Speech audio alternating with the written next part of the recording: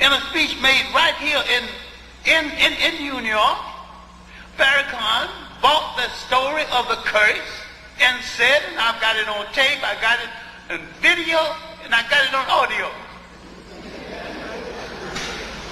that people with dark skin and woolly hair, a certain kind of nose, was cursed.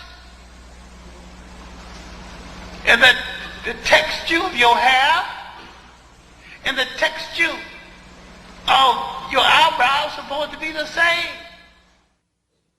So Shabazz was not permitted to stay in that area, so he took his family into the jungle of East Asia, which we now call Africa, to make a people close to nature.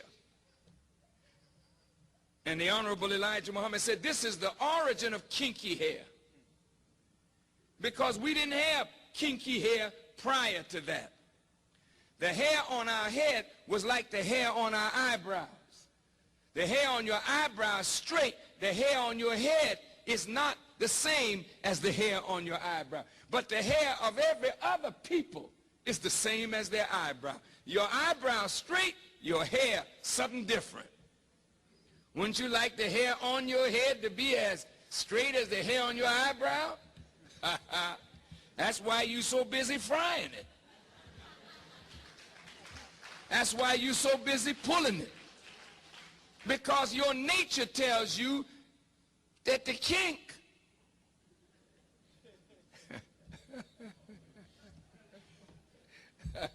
I mean, you know, with I'm black and I'm proud,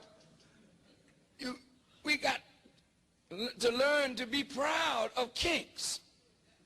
Because most of your family of other black people on the earth, jet black. They didn't have no broad nose and thick lips and kinky hair. They were dark-skinned people, jet black. But they had straight hair, a thinner lip, a thinner nose. But we are marked as a different kind of black person.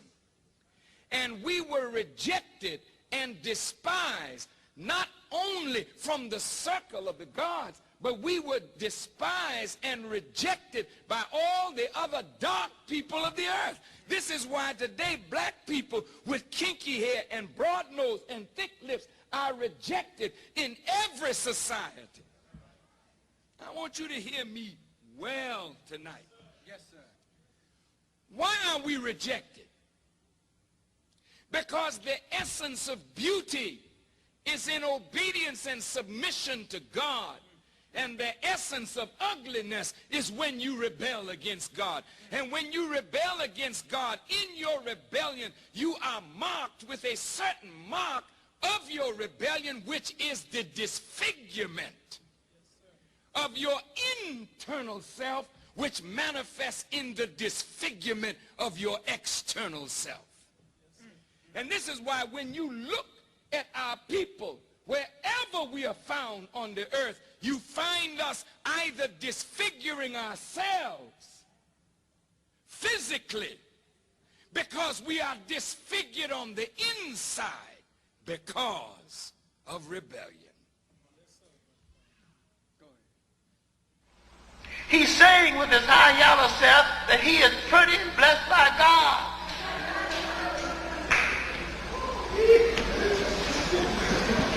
And you're buying it, applauding it, and following after this con man.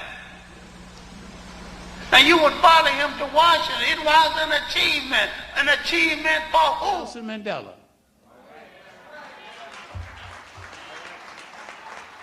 Whites own 87% of the land in South Africa. He has not asked for the return of the land.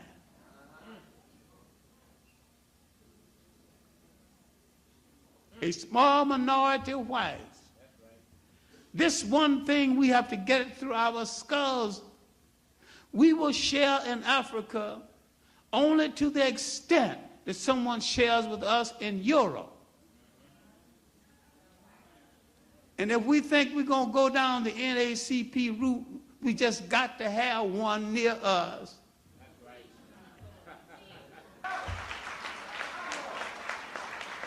in South Africa, in the rest of Africa. I'm interested in African rule.